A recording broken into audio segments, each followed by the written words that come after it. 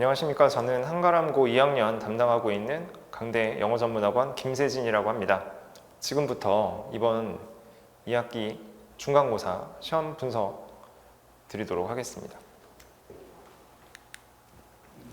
한가람고 담당하고 있고요. 저는 영어 전공해서 지금까지 영어 아이들에게 계속 가르치고 있는 일을 쭉 해오고 있습니다.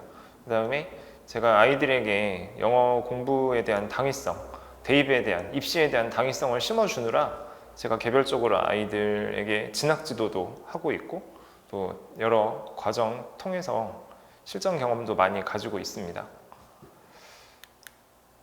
자, 본격적으로 시험에 대해서 말씀을 드리면요.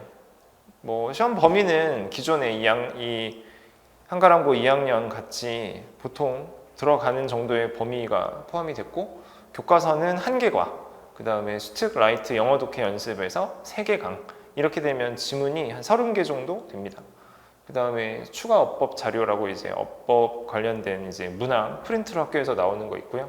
이거는 이제 아이들에게 처음에 제시됐던 프린트 그대로 나오는 게 아니라 그런 것들에 관련된 어법 사항이 들어있는 다른 외부 지문을 가지고 출제를 하고 있습니다. 그 다음에 듣기 평가, 한가람고는 항상 듣기가 들어가죠. 작년에 이 EBS 수특 영어 듣기 교재 나왔던 부분에서 실전 3회에서 이번 시험 범위가 나왔고요. 지난 1학기 같은 경우가 똑같은 교재에서 영어 듣기 실전 1회, 2회 이렇게 중간 기말고사에 출제가 됐었고 이번에 3회, 그러니까 아마도 다음 기말고사 때는 같은 교재에서 실전 4회 정도가 듣기로 출제되지 않을까 예상은 하고 있습니다. 출제의 비율과 문항에 대해서 말씀을 좀 드리면 이번은 중간고사이기 때문에 원래 한가람은 중간고사는 서술형이 있고 기말고사는 서술형이 없죠. 서술형이 있는 이번 시험 같은 경우에는 보시다시피 듣기, 서술형이 한 문항 받아쓰기가 있었고요. 그 다음에 듣기 선택형이 5문항 이렇게 앞 페이지에서 일단 듣기에 관련된 문제가 전부 나왔었고 그 다음 교과서에 해당하는 문항 이게 선택형과 서술형이 모두 있었던 지난 1학기 중간고사 대비해서 교과서가 한 문제 더 출제됐습니다. 그때는 6문제 출제가 됐는데 이번에는 총 7문제 출제됐고요. 나중에 말씀을 드리겠지만 이 교과서에 해당하는 문제에서 약간의 난이도의 차이가 이전 시험 대비 있었습니다. 그 다음에 이제 아무래도 절대적인 비중을 차지하는 게 수특, 라이트, 영어 독해 연습이라고 할 수 있죠. 보시다시피 총 19문제, 객관식, 그 다음에 서술형 각각 17, 2문제 이렇게 출제가 돼서 가장 많은 비중을 차지하고 있고요. 전체 지문이 한 30개 정도 되는 걸 감안을 하면 절반 이상 시험 범위에서 출제가 됐다라고 보실 수 있습니다. 외부 지문 같은 경우에는 이제 어법이 외부 지문으로 나오는 건데 이 어법상의 학교 수업 시간에 다루어졌던 내용이 반영되어 있는 다른 외부 지문을 가지고 이렇게 선택형과 서술형으로 출제가 되었습니다. 그래서 총 35문항이었고요. 이 한가람고 시험은 워낙 특징이 명확하죠.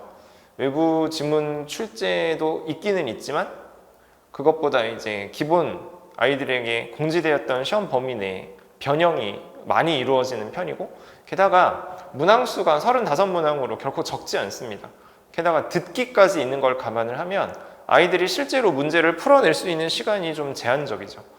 그래서 이번 시험 역시 절대적으로 난이도가 어려웠다라고 말씀드리기는 약간 애매한 측면은 있지만 기존 시험들에 비해서 하지만 아이들이 체감하는 난이도는 꽤 높았다고 하고 이게 실제 아이들의 2학년 아이들의 그 성적 분포를 봐도 어느 정도 반영이 되어 있는 것 같습니다.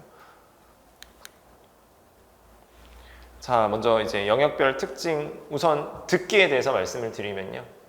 이 듣기 같은 경우에는 사실 올해 들어서 작년 대비 약간 더 난이도가 상승했다는 측면은 있습니다. 대표적인 이유가 응답 찾기 유형이라는 게 듣기 문제 중에 존재를 하죠. 근데 기존에는 응답 찾기 유형이 아이들에게 제시되었던 시험 범위 스크립트 거기에 있는 표현들을 활용해서 응답 찾기 문제를 출제를 했다면 올해부터는 응답 찾기 유형을 낼 때 원문에 있었던 그 답변을 가지고 선택지 정답을 구성하는 것이 아니라 전체 내용 흐름상 감안을 했을 때 대답이 이루어질 수 있는, 답변으로 존재할 수 있는 그런 문장을 추가를 해서, 그러니까 결과적으로 원문을 변형을 한 거죠. 아이들에게 공지됐던 원문을 변형을 해가지고 이거를 이제 시험 문제로 출제를 했습니다. 즉 정답으로 나오는 그 응답에 대한 선지가 아이들이 텍스트로 봤던 내용이 아니라 달라지는 내용, 물론 비슷한 선택지도 있기는 있었습니다만은 아이들이 그 스크립트를 외운다고 해서만은 풀기가 어려운 그런 응답찾기 유형이 출제가 이번에도 됐고요. 받아쓰기 같은 경우, 서술형 같은 경우에 기존에는 꼭 받아쓰기로만 나오지는 않았거든요. 뭐 요약한다든지 뭐 일정 단어를 받아쓰기를 한다든지 했었는데, 이번 받아쓰기 같은 경우에는 절 단위, 문장 단위 조금 더 길게 받아쓰게 하는 그런 부분들이 있었습니다. 그래서 약간의 감점 요소가 있는 듣기 평가였다고 말씀드릴 수 있고, 아까 이제 교과서에 있어서는 지난 학기 대비 교과서 문항들의 난이도가 조금 상승한 측면이 있다고 말씀을 드렸는데, 뭐 기본적으로 다양한 유형이 출제가 되긴 했습니다만은 사실 어법 문항이 비중이 굉장히 높았습니다. 전체 한 7문제 정도 나왔는데 그 중에 3문제가 어법 문제였습니다. 그 중에는 서술형도 있었고, 어법사항을 충분히 알고 있어야 작성할 수 있는 서술형, 그 다음에 객관식으로 어법을 물어보는 문항 2문제, 이렇게 해서 상대적으로 어법 문항의 비중이 좀 높아지다 보니까 평소에 교과서에서 어법 문항의 비중이 두드러지지 않았던 걸 감안을 하면 절대적으로 문제가 어려웠다라기보다는 우리 친구들의 대비가 충분히 되지 않아서 상대적으로 어렵게 느꼈을 가능성, 그런 측면이 이번엔 좀 있었고요. 그 다음 이제 수특라이트, 가장 많은 문항이 출제가 되었던, 가장 시험 범위가 많이 비중을 차지했던 그 수특라이트는 사실 지난 선택형만 나왔던 지난 1학기 기말고사 대비해서는 내용, 지문, 원문의 내용 변형이 상대적으로 좀 적었어요. 그도 그럴 것이 서술형이라는 게 있으면 자연적으로 아이들이 어렵게 느끼기 때문에 변별력이 발생을 하죠. 그런데 기말고사 같이 선택형, 그러니까 객관식의 문항만 존재할 때에는 서술형이 없으니까 객관식에서 충분한, 선택형에서 충분한 변별력을 발생시켜야 하죠. 그렇기 때문에 선택형 같은 경우에 지난 1학기 기말고사에서는 시험 범위 내에 있는 수특라이트 지문 전체가 이 원래 아이들이 봤던 문장과는 다른, 물론 주제나 중심 내용은 같지만요, 문장이 다르게 패러프레이징이 된 버전으로 시험을 봤었습니다. 근데 이번에는 이제 선택형 말고 서술형이 있으니까 서술형에서 난이도가 어느 정도 보장되는 측면이 있어서 그 수특라이트에서는 한 절반 조금 상회하는, 한 50%를 조금 상회하는 정도의 지문에 한해서만 내용 변형이 있었습니다. 근데 기본적으로 아이들이 이제 봤던 텍스트를 가지고 변형을 한다고 하면 뭐 전체적인 비중이 많지 않다 하더라도, 변형된 지문이 전체가 아니라 하더라도 일단 기본적으로 아이들이 좀 어렵게 느끼는 측면이 있죠. 한가람고 시험은 역시나 이 외부 지문에 대한 어떤 그런 것보다는 내용 변형, 아이들이 봤던 지문이지만 약간 생소하게 받아들일 수 있는 그런 패러프레이징이 시험에 적극적으로 반영되고 있다는 거. 그래서 단순히 암기해서만은 좀 공부하기가, 시험을 잘 보기가 어렵다는 거. 전에도 제가 이런 말씀 드린 적이 있는데, 한가람고는 그쵸, 영어를 열심히 공부하는 아이들이 잘 보기에는 사실 쉬운 시험이 아닙니다. 그 평소에 영어를 잘하는 아이들에게 좀 유리한 측면이 분명히 있는 건 사실입니다.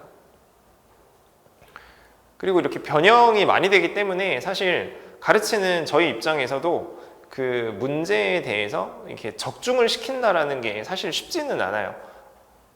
사람마다 생각이 다르고 표현 방법이 다르기 때문에 저도 이제 변형 문제를 제가 직접 출제를 할 때 문장 패러프레이징을 해서 아이들에게 테스트를 보게 하지만, 이게 또 선생님이 패러프레이징 하는 것과 제가 패러프레이징 한 거에는 아무래도 차이가 있을 수밖에 없죠. 그래서 한가람고 시험 같은 경우에는 이 가르치는 사람 입장에서 적중률을 높이는 그런 관점으로 아이들에게 접근을 하는 것이 아니라 다양한 경우의 수들, 다양한 표현 방식들을 최대한 여러 제시를 해서 아이들이 다각적으로 지문을 습득할 수 있게, 다양한 각도에서 다양한 표현 방법을 가지고 아이들이 지문을 충분히 느끼고 거기에 흠뻑 빠져들 수 있게 공부를 시키는 것이 사실 한가람고 이 내신 수업에서는 굉장히 중요한 측면이 있습니다.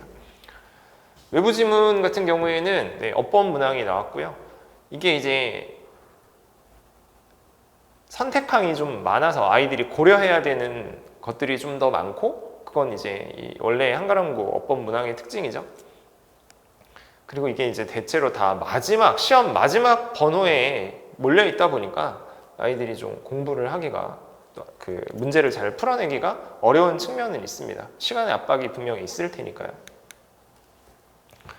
자, 정리를 좀 해서 드리면, 한가람고 1학년, 2학년 02 시험의 최대의 변수는 지문에 대한 변형입니다. 분명히 내가 공부를 했던 지문인데 이런 식으로 단어가, 이런 식의 문장 구성이 아이들은 아무래도 좀 당황을 할 수밖에 없는 측면이 있죠. 그래서 잘 모르는 단어가 나올 수도 있고 내가 해석이 안 되는 문장 구조가 나올 수도 있는 거예요. 분명히 내가 공부를 했던 지문임에도 불구하고. 게다가 이번 시험도 그렇고 지난 시험에도 그랬고, 어떤 한 문제는 그 아이들에게 시험 범위로 공지된 지문이죠, 분명히. 근데 거기에다가 사실 그 문제도 원래는 영어 원서 어디서인가 발췌를 해온 것일 거잖아요. 그래서 그 인용 원문에서 뒷 내용을 추가로 덧붙여서 지문의 길이를 증량시킨 다음에 이걸 가지고 이제 아이들에게 문제를 내는 그런 유형도 이번에 있었습니다. 물론 그런다고 해서 전체적인 중심 생각이나 크게 달라지거나 하지는 않지만, 일단 절대적으로 양이 늘어나고 이런 식으로 그러니까 인용 원문이죠. 인용 원문을 추가로 늘리는 것 자체는 아이들에게 아무리 일정 부분 자기가 공부를 했던 지문이라 하더라도 분명히 어렵게 생각할 수밖에 없는 그런 측면이 있습니다. 그 다음에 지문에 대한 상세한 이해. 자, 이것도 이제 첫 번째 말씀드렸던 변형과 궤를 같이 하는데요. 지문의 변형이 워낙 많다 보니까 지문에 대해서 상세하게 이해를 한 다음에 충분히 납득을 한 다음에야 변형에 대응이 가능하고, 한가람고 시험 문제의 약간 특징이라고 하면 이 지문의 내용을 상세하게 이해했는지 여부에 대해서 물어보는 그런 유형이 있습니다. 세부 내용 파악이라고 말을 할 수 있는데, 단순히 이 서술이 지금 지문의 내용과 일치하느냐 일치하지 않느냐 정도에 그치는 것이 아니라 더 깊이 있게 지문의 내용을 이해했는지 좀 더 디테일한 부분까지 물어보는 측면이 있고, 그게 또 선택지가 영어로 구성이 되어 있으니까 우리 친구들 입장에서 또 영문 선택지가 짧지도 않아요. 그래서 읽어내야 되는 게 굉장히 많습니다. 그래서 이런 측면을 감안을 하면 또 요약문도 있고요. 요약문이라고는 하지만 실제 요약문 치고는 지문의 길이의 한 40% 정도 되는 길이거든요. 그러니까 여느 요약문 유형보다는 요약문의 길이가 길죠. 그러니까 또 아이들이 읽어내야 되는 게 많아요. 그러려면 그 지문, 시험 범위로 공지된 지문에 대해서 그냥 단순히 해석을 하고 넘어가는 정도의 문제가 아니라 이 지문에서 각각의 세부적인 표현들이 갖고 있는 충분한 이해, 의미의 이해가 반드시 필요한 그런 한가람고 시험 문제라고 할 수 있습니다. 그 다음에 어법 문항 같은 경우도 말씀을 드린 게, 이게 이제 외부 지문으로 출제가 되다 보니까 일단 아이들에게 생소하죠. 그 다음에 선지가 많아요. 그러니까 A, B, C, D 해가지고 이게 문법적으로 맞는지 안 맞는지 어법상 그 특징을 따져야 되는 경우의 수들이 많습니다. 이번 그 중간고사 같은 경우에는 지난 기말고사에 비해서는 그 선택지가 조금 줄기는 했어요. 왜냐하면 서술형으로 어느 정도 변별력을 발생시키고 있으니까. 그런데 어쨌든 여느 선택항이라고 하더라도, 선택형 문제라고 하더라도 읽어야 되는 선택지가 실제로는 7개, 8개 이렇게 됩니다. 그 중에서 어법상 틀린 것의 개수, 맞은 것의 개수 이런 식으로 문제를 풀어야 되다 보니까 역시나 시간이 많이 소요가 되고, 문법 문항은 기본적으로 아이들이 어려워하는데 구성 자체가 이렇게 되다 보니까 말 그대로 체감 난이도가 굉장히 높은 그런 패턴을 보일 수밖에 없죠. 자, 그래서 우리는 이제 한가람고 시험에 대해서 어떻게 대비를 해야 하는지를 말씀을 드릴 건데, 뭐 한가람고 시험이라는 게 워낙 그 기본적인 어떤 성향이 있기 때문에 예전에 그리고 앞으로도 또 말씀드릴 그런 학습 방법과 크게 다르지는 않습니다. 이게 앞서 제가 조금 말씀을 드렸던 부분인데요. 지문에 대해서 최대한 다각적으로 바라보는 그런 분석이 필요합니다. 말씀드린 것처럼 지문이 그대로 시험에 나오는 게 아니라 선생님이 이거를 다른 표현으로, 다른 단어로, 다른 문장으로 새롭게 써서 출제하는 측면이 분명히 있기 때문에 단순히 외워서는 문제를 풀기가 좀 어렵고요. 암기를 하는 것이 아니라 전체 지문의 어떤 논리 전개 흐름, 그 다음에 이런 문장이 이렇게도 표현될 수 있다라는 그런 패러프레이징을 통해서 최대한 다양한 표현 방식의 경우의 수를 우리 아이들이 평소에 습득을 할 필요가 있고, 그 다음에 이 패러프레이징이라는 것도 결국은 원문에서 나오는 그 핵심 어휘들을 가지고 유의어로 내지는 반의어로 내지는 뭐 부정, 긍정 이런 식으로 바꾸는 거기 때문에 어휘에 대한 학습이 굉장히 폭넓게 이루어져야 됩니다. 단지 시험 범위 내에 있는 그 텍스트 안에 있는 단어만 알고 있을 것이 아니라 관련이 있는 유의어, 반의어, 파생어까지도 최대한 폭넓게 알고 있어야 사실 한가람고 시험에 대한 충분히 대응이 된다고 말씀드릴 수 있고요.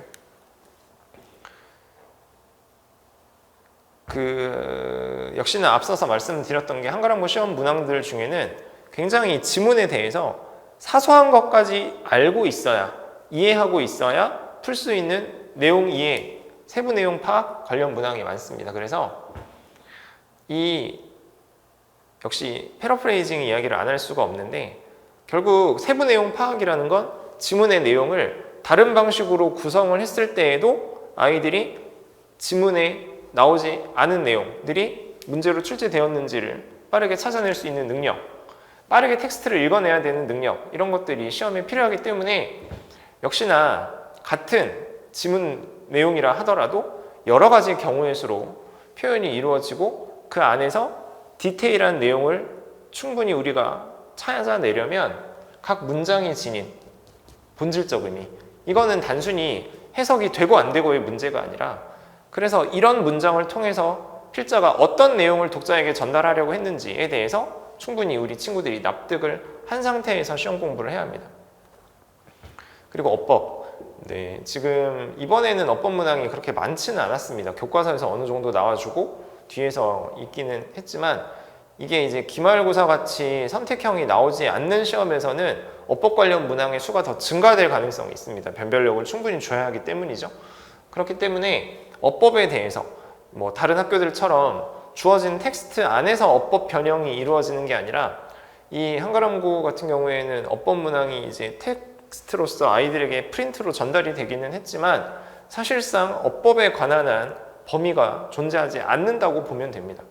그래서 어법을 단순히 그렇게 뭐 피상적으로 수박 겉핥기식으로 이해하는 것이 아니라 생소한 텍스트를 봤을 때도 어법이 틀렸다, 이상하다라는 걸 파악해낼 수 있을 정도로 좀 더 근본적인 원리, 납득 위주로 어법 공부를 할 필요가 있습니다. 이거는 당연히 하루아침에 되는 건 아니고요. 뭐 내신을 준비하는 기간이든 내신을 준비하고 있지 않는 기간이든 어법에 대해서 정말 단순히 피상적으로 맞다 틀렸다만을 구분하는 것이 아니라 왜 맞았고 왜 틀렸는지에 대해서도 충분히 납득할 수 있는 그런 공부가 어법에 있어서는 필요합니다. 자, 그래서 이제 한가람고 전문반 수업이 어떻게 구성되는지를 간략히 말씀을 드리면, 제가 분명히 자신 있게 말씀드릴 수 있는 부분이, 제가 아이들과 내신 대비를 하면서 가장 많은 준비를 하고 심혈을 기울이는 것이 이 지문에 대한 분석입니다. 한가람고 시험은 그 원문에 대한 변형이 워낙에 많기 때문에 그 지문에 대해서 정말로 깊이 있게 고민하지 않으면 아이들에게 충분한 정보를 제공해 줄 수가 없고, 아이들에게 충분히 테스트로서 연습할 수 있는 기회를 마련해 줄 수가 없습니다. 그래서 저 같은 경우에도 그 지문을, 시험 범위 내에 있는 지문을 먼저 받아들면 정말 많은 시간, 많은 고민, 그리고 많은 집중을 들여서 그 지문에 대해서 완벽하게 최대한 많은 깊이 있는 분석을 한 다음에 이 지문, 이 문제의 특성상 어떤 유형으로 변형될 수 있는지에 대해서 경우의 수들을 제시를 하고요. 그리고 이제 그거를 토대로 제가 아이들에게 직접 한가람고의 그 시험 유형에 맞는 그런 버전으로 제가 직접 패러프레이징까지 해가면서 문제 출제를 하고 그것을 토대로 아이들에게 리뷰 테스트를 시험 기간 내에 계속 진행을 하고 있습니다. 거기다가 이제 제가 추가로 제시하는 문제들, 워크북들 이런 것들이 있기 때문에 기본적으로 이 한가람고 시험 진도 내에서 아이들은 같은 지문을 5번, 6번 이상 반복을 하게 됩니다. 문제도 풀고 테스트도 보고 워크북도 있고 수업도 하고요. 물론 그렇게 다각적으로 여러 번 반복을 하고 있기 때문에 네, 저희 아이들 뭐 성적 좋은 편이고요. 한가람고 시험이 말씀드렸다시피 원래 영어 잘하는 친구들에게 유리한 시험이지 영어에 대해서 상대적으로 감이 좋지 않았던 친구들에게 유리한 시험은 아니에요. 어느 시험이 안 그렇겠느냐라고 말씀을 하실 수 있지만 사실 다른 학교 시험은 어느 정도 단기적인 성과를 꾀할 수 있는 시험의 특징들이 있습니다. 하지만 한가람고는 그렇지 않거든요. 근데 제가 데리고 있는 친구들 이렇게 좀 꾸준히 계속 성적이 상승 곡선을 그리고 있다라는 부분 분명히 말씀드릴 수 있고요. 제가 이제 그렇게 시험 범위 지문을 깊이 있게 분석을 한 다음에 아이들에게 가능한 경우의 수를 최대한 많이 제시를 하고 또 제가 다시 한번 강조드리고 싶은 건 핵심 문장, 주요 문장들에 대해서는 직접 제가 다시 패러프레이징을 해서 아이들이 최대한 같은 지문이고 같은 내용이지만 다양한 버전의 표현들을 접할 수 있게 네. 한가람고는 문제를 정확하게 쪽집게로 찝어낸다는 게 사실 정말 쉽지 않은 시험입니다. 변형이 너무 많으니까요. 하지만 변형을 아이들에게 충분히 납득시키기 위해서는 제가 수업을 할 때 아이들에게 최대한 다양한 표현, 다양한 변형을 제시하는 게 가장 중요하겠죠. 그 다음에 어법입니다. 앞서서 제가 이제 어법에 관해서는 단순히 외우고 피상적으로 이해하는 것이 아니라 원리, 기초를 좀 더 근본적으로 탄탄하게 알고 있어야 어떤 텍스트를 시험에서 접하더라도 수월하게 어법상 틀리고 옳고 이런 부분을 판단할 수도 있다 이렇게 말씀을 드리는데 제가 영어를 오래 가르쳤지만 우리 아이들에게 가장 안타까운 부분 중에 하나가 어법을 오랜 시간 어렸을 때부터 공부를 했음에도 불구하고 왜 그렇게 되는 거지? 라고 이유를 물어보면 대답할 수 있는 친구들이 사실 많지 않아요. 그냥 그렇다고 하니까요. 그렇게 배웠으니까요. 라고 밖에 대답을 못 하는데 사실 어떤 학문이 어떤 언어가 이유 없이 어법이 만들어진 게 있겠습니까? 분명히 그런 어법 사항이 발생하는 데에는 타당한 근거가 있기 마련이죠. 고등학교 2학년쯤 되면 그런 부분을 익히기에 상대적으로 늦었다고 생각하실 수도 있지만 그래도 어법을 공부를 하는 데 있어서 어느 하나 놓칠 수 없는 그런 원리적인 측면들이 분명히 있습니다. 저는 수업을 하면서 기본적으로 제가 어법이나 어휘를 많이 강조하는 수업을 진행하기는 하지만 어법에 대해서만큼은 정말 아이들이 표면적으로 피상적으로 그냥 적당히 알고 넘어가는 게 아니라 정확하게 어법의 원리에 근거해서 옳고 그름을 판단할 수 있도록 연습시키고 평소에도 구문 분석은 저는 굉장히 철저하게 하고 있기 때문에 그런 측면들이 한가람고 시험 대비에 있어서 또 본질적인 영어 능력의 향상을 위해서 필요한 부분입니다. 어휘, 네. 우리 아이들이 어휘 외우기 너무 싫어하죠. 근데 어휘를 그냥 제시만 하는 것보다 아이들이 이해하기 쉽게 어원을 토대로 유의어, 반의어, 파생어 이런 것들을 가지고 하나의 스토리텔링을 만들어서 아이들에게 제시를 하면 그때부터는 우리 아이들이 어휘를 조금 더 재밌어하고 그런 어휘가 그런 뜻이 있었어요? 라고 저한테 오히려 신기해하는 친구들도 많이 있습니다. 그래서 아이들이 납득할 수 있는 아이들이 조금 더 머릿속에 오래 남길 수 있는 그런 어휘 그런 것들이 제 수업에서는 제시가 되고 있고 듣기 같은 경우에는 사실 요즘 아이들이 듣기 자체를 못하는 친구들은 거의 없어요. 워낙 어렸을 때부터 영어 학습을 여러 가지로 많이 해왔기 때문에 기본적으로 듣기 능력은 있지만 한가람고 시험에 맞는 듣기는 한가람고에서 출제하는 경향성, 그 다음에 듣기 각 지문의 어떤 특징, 이런 것들이 충분히 반영되고, 저는 사실 듣기 수업 아이들한테 길게 안 합니다. 그냥 제가 듣기를 가지고 시험 문제로 나올 수 있는 경우의 수들만 변형을 하고 각 지문에서 중요한 표현들 정도 정리를 해서 아이들에게 주는 정도인데, 그렇게 해도 우리 아이들이 듣기에서는 사실상 감점이 없습니다. 이거는 오랜 시간을 들일 필요가 있는 것이 아니라 정확하게 시험에 나올 것들 위주로, 나올 수 있는 것들 위주로 정확하게 제시를 할 수 있는 측면이 있기 때문에 그렇게 듣기 문항도 철저히 대응을 하고 있고요.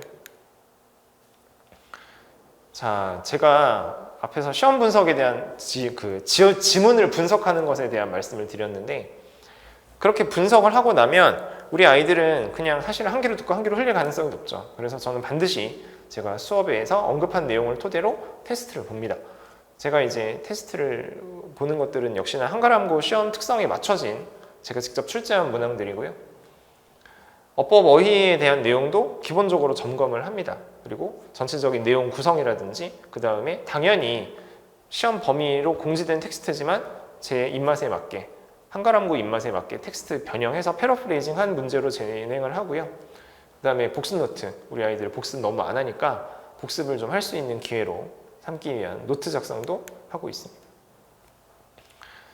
수능 수업, 네, 중요하죠. 내신도 중요하지만 아시다시피 이번 9월 평가원 모의고사에서 영어가 1등급 비중이 4%대밖에 나오지 않았습니다. 절대평가로 출제됐음에도 불구하고 말이죠. 그래서 사실 절대적으로 이번 모의평가가 어려웠냐라고 말씀을 드린다면 올해 현직에 있었던 제 입장에서는 아니요라고 말씀드릴 수 있어요. 하지만 그럼에도 불구하고 우리 친구들이 그 시험을 어렵게 느꼈다는 것이고, 그건 우리 친구들이 예전만큼 영어 학습에 많은 노력을 기울이지 않는다는 반증이기도 합니다. 그래서 어느 정도는 이런 흐름이 있고, 이런 흐름을 거슬러 올라가서 좋은 등급을 받기 위해서는 수능 영어에 대한 대응도 충분히 필요하다고 생각을 하고요. 평소에 모의고사가 잘 나오는 것과는 별개의 문제입니다. 결국 실전에서 어떤 점수가 나오는가는 아무도 모르기 때문이죠. 수능 유형 같은 경우가 또 내신 유형으로도 반영이 되기 때문에 저는 내신 대비 수업을 진행을 하면서도 사실 이 수능이라는 큰 목표는 절대 놓치지 않고 지향하고 있습니다. 각 수능 유형별로 분명히 특징이라는 게 있거든요. 그래서 그 유형별로 어떤 특징이 있는지를 먼저 파악을 한 다음에, 그리고 이런 것들이 어떤 글의 유형인지, 논리적인 글인지, 설명문인지, 아니면 에피소드인지, 이런 것들을 선제적으로 파악을 하고 논리 전개 방식을 이해를 한 다음에 각 유형별로 문제를 풀어내야 하는 요령, 그 근거에 입각을 해서 아이들에게 정확히 정답의 근거를 찾아낼 수 있는 그런 훈련을 평소에도 시키고 있고요. 항상 요즘 이야기가 많이 나오는 게 문해력이죠. 우리 아이들이 읽을 능력이 너무 떨어진다. 결국 이거는 주제 파악과 밀접한 관련이 있는데, 필자가 하고자 하는 이야기를 정확하게 판별해내는 능력, 이거는 역시나 하루아침에 우리가 얻을 수 있는 능력은 아닙니다. 그래서 저는 평소에도 내신 기간이든 내신 기간이 아니든 결국 이 글이 무슨 이야기를 하고자 하는 건지 아이들에게 찾는 연습을 시키고, 또 아이들에게 꾸준히 훈련을 시키고 있습니다. 내신 기간이든 내신 준비하는 기간이 아니든 마찬가지로요. 그 다음에 앞서 제가 이제 어떤 수업을 하든 저는 어법이랑 어휘를 많이 강조를 하고, 특히 어법 같은 경우에는 구문 분석 측면을 말씀을 드렸는데, 제 수업은 기본적으로 판서가 굉장히 많습니다. 주어진 모든 대부분의 문장에 대해서 주어, 동사, 주요 성분들을 다 찾고 수식 범위 묶어서 꾸밀 거 꾸며주고, 그 다음에 절이든 구든 구분해줘야 하는 그런 부분들은 단위로 끊어서 정리를 하고 있습니다. 그래서 그런 구문 분석이 제가 평소에도 워낙 강조를 하고 아이들에게도 연습을 많이 시키는 부분이기 때문에 이렇게 이제 어법에 대해서는 대응을 해 나가고 있고, 독해를 위해서도 준비를 해 가고 있다고 보시면 되고요. 어휘, 앞에서 말씀드린 것처럼 최대한 아이들이 납득하기 좋을 만한, 그리고 시험에 나올 만한 그런 어휘들 위주로 효율적이지만 광범위하게 최대한 아이들에게 많이 다가갈 수 있는 어휘를 많이 노출을 하고 있습니다. 역시 이 때문에 제가 판서가 굉장히 많은 편이기도 하고요. 그리고 확인 테스트, 복습노트, 내신 대비 설명하면서 말씀드렸던 부분들 역시 상시 진행하고 있고, 제가 또 하나 강점이라고 말씀을 드릴 수 있는 건 진학지도 부분입니다. 제가 아이들에게 이제 수업을 하면서 저 자신에게도 가장 큰 숙제였던 게, 공부는 결국 제가 하는 게 아니잖아요. 아이들을 공부하게 만들어야 성적이 나오는 건데, 그리고 대학에 갈 수 있는 건데, 비단 영어 이야기만을 해서는 우리 아이들이 공부를 하지 않더라고요. 그래서 대입, 입시, 뭐 수시면 수시, 정시면 정시, 이런 것들에 대해서 저도 아이들에게 이제 공부할 동기를 만들어 주고자 제가 여러 교육도 많이 받았고, 전문가 과정도 여러 수료했고, 그리고 실제로 아이들과 입시 상담을 한 지가 벌써 10년 가까이 되고 있습니다. 그러다 보니까 아이들이 처음에 1학년 때 들어와서 생활기록부를 꾸리고 2학년, 3학년 때 생활기록부의 내용을 추가하고, 그 다음에 나중에 원서를 쓰는 시기가 됐을 때 어느 학교에 지원을 해야 할지, 어떤 수시 내지는 정시 전형으로 지원을 해야 할지, 그 다음에 뭐 정시로 지원을 하는 경우에도 나중에 성적표가 나오고 나면 어떤 학교에 지원을 하는 것이 타당하겠는지를 아이들과 계속 꾸준히 지속적으로 이야기를 하고 상담을 하고 있습니다. 이런 실전 경험들이 워낙 많기 때문에 사실 영어도 영어지만 대학에 있어서만큼은 제가 해줄 수 있는 이야기들이 정말 많습니다. 근데 안타깝게도 대부분의 아이들은, 또 1학년 정도 되는 아이들은 이 대입이라는 게 뭐 너무 멀게만 느껴지는 일이다 보니까 제가 여러 가지 이야기를 해도 사실 잘 알아듣지 못해요. 그래도 한 2학년, 3학년 때쯤 되면 본인들도 발등에 점점 불이 떨어지고 있고, 입시에 대해서 조금 더 명확한 것들이 보이기 시작하니까 그때부터는 저에게 더 많이 의존을 하는데 좀 아쉬운 부분이 있죠. 하지만 그 와중에도 일부 친구들은 저랑 꾸준히 계속 소통을 하면서 뭐 생활기록부는 어떻게 챙겨야 하는지, 대회를 나가야 할지 말아야 할지, 그 다음에 뭐 어떤 과제를 해야 선생님에게 어필을 할 수 있는지부터 나중에 원서를 어떻게 써야 하는지까지 꾸준히 이야기를 하고 있어서 제가 아이들에게 제시할 수 있는 동기, 그 다음에 정보, 이런 부분에 있어서는 제가 강점이 있다고. 영어를 잘 가르치는 건 너무나 당연하고요. 이런 진학지도 관련해서도 아이들에게 자신 있게 정보 제공해 줄 수 있다는 점 말씀드리고 싶었습니다. 그 다음에 이제 아이들마다 좀 뭐 잘하는 부분도 있고 못하는 부분도 있기 마련인데, 특히 못하는 부분에 있어서만큼은 평소에 좀 꾸준히 아이들이 보완할 수 있도록 아이들과 밀접하게 상호작용하면서 뭐 추가로 제시해야 될 부분, 추가 과제라든지 이런 것들은 평소에 진행을 해서 보완하고 있습니다. 이렇게 한가람고 시험 분석, 그리고 향후 학습 방향, 그리고 저희 수업에 대한 설명을 모두 마치도록 하겠습니다. 감사합니다.